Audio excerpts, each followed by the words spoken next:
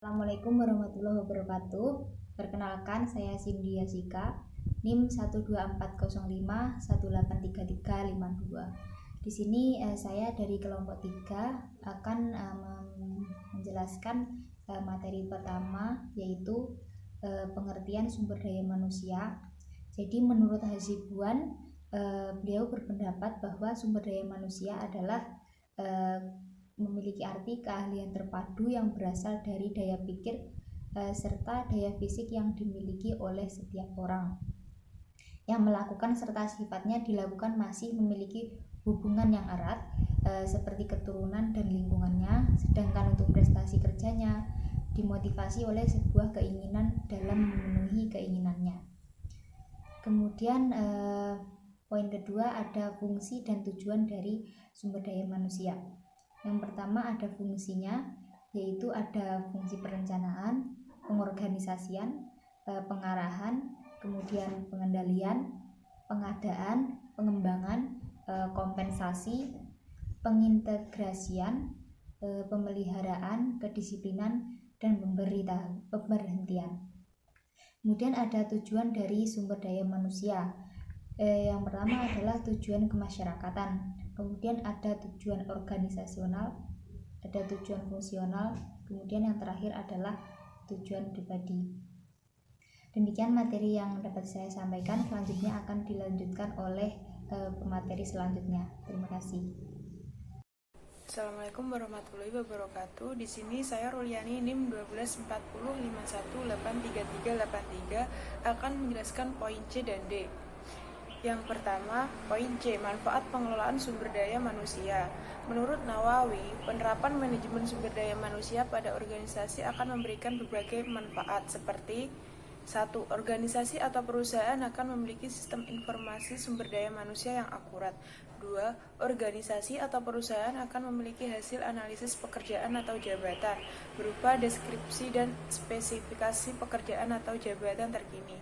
3. Organisasi atau perusahaan memiliki kemampuan dalam penyusunan dan menetapkan perencanaan sumber daya manusia.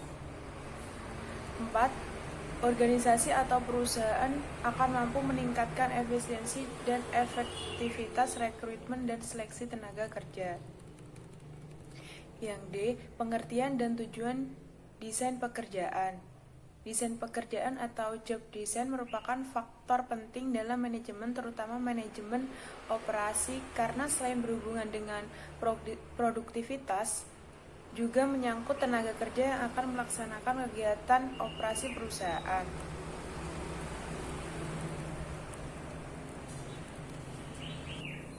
Tujuan desain pekerjaan secara umum adalah untuk penugasan kerja yang memenuhi kebutuhan perusahaan, teknologi, dan perilaku. Dengan demikian, dari sudut pandang personalia, desain pekerjaan sangat mempengaruhi kualitas kehidupan kerja, di mana hal ini tercermin pada kepuasan kerja para karyawan yang memegang jabatan tersebut. Atas dasar pentingnya peranan yang dimainkan oleh desain pekerjaan dalam kualitas dan kepuasan kerja, maka sangat dibutuhkan analisis pekerjaan. Analisis pekerjaan secara sistematis mengumpulkan, mengevaluasi, dan mengorganisasi informasi tentang pekerjaan-pekerjaan.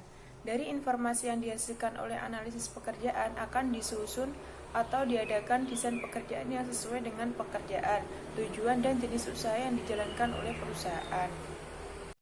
Assalamualaikum warahmatullahi wabarakatuh. Saya Bunga Wulandari, NIM 373. Saya akan menjelaskan teknik desain pekerjaan dan faktor yang mempengaruhi desain pekerjaan. Baiklah, yang pertama yaitu teknik desain pekerjaan. Teknik desain pekerjaan dibagi menjadi dua, yaitu secara individual dan secara kelompok. Teknik desain individual ada 4, yaitu yang pertama, simplikasi pekerjaan atau job simplification, yang kedua, rotasi pekerjaan atau job rotation, yang ketiga, pemekaran pekerjaan atau job enlargement, dan yang keempat yaitu pemerkayaan pekerjaan atau job enrichment. Selanjutnya, untuk teknik desain kelompok ada 3, yaitu yang pertama, tim kerja atau teamwork, dan yang kedua ada kelompok kerja otonomi atau autonomous teamwork, dan yang ketiga, lingkaran-lingkaran mutu atau quality circles. Selanjutnya yaitu faktor yang mempengaruhi desain pekerjaan. Faktor yang mempengaruhi desain pekerjaan ada 5, yaitu yang pertama individu, yang kedua teknologi yang digunakan, ketiga biaya atau anggaran, keempat struktur organisasi, dan yang kelima variabel internal. Untuk variabel internal sendiri ada beberapa variabel yang dapat mempengaruhi antara lain yang pertama manajemen, kedua karyawan, ketiga stakeholder, dan yang keempat serikat pekerja.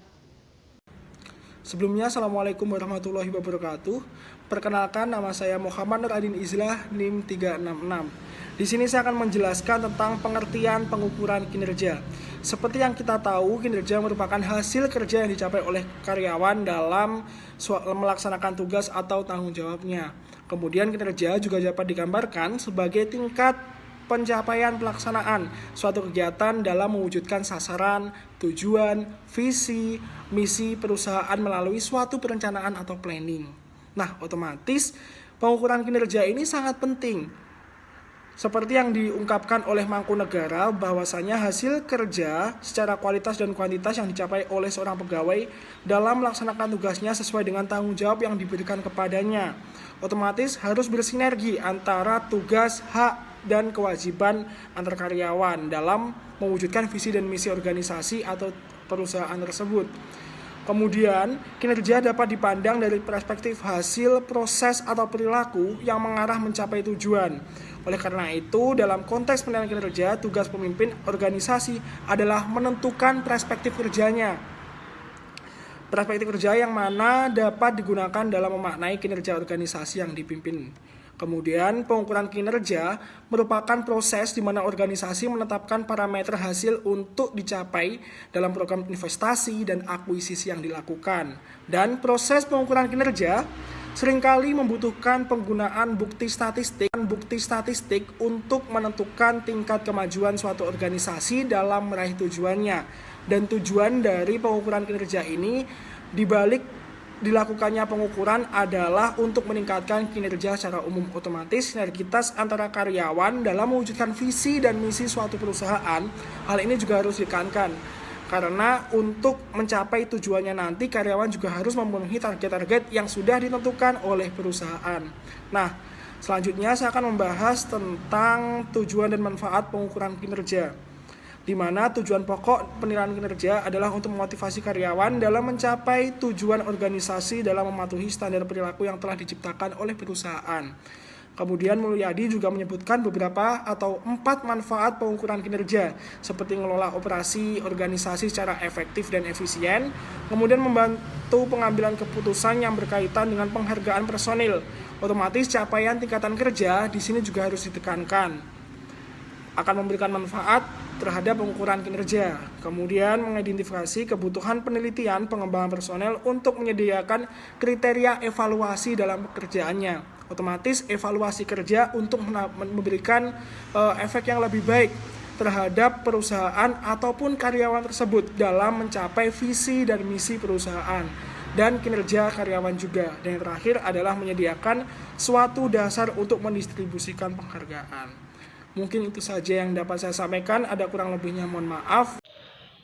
Saya Fatkun Najjar dari kelompok 3 mau menjelaskan tentang kriteria pengukuran kinerja.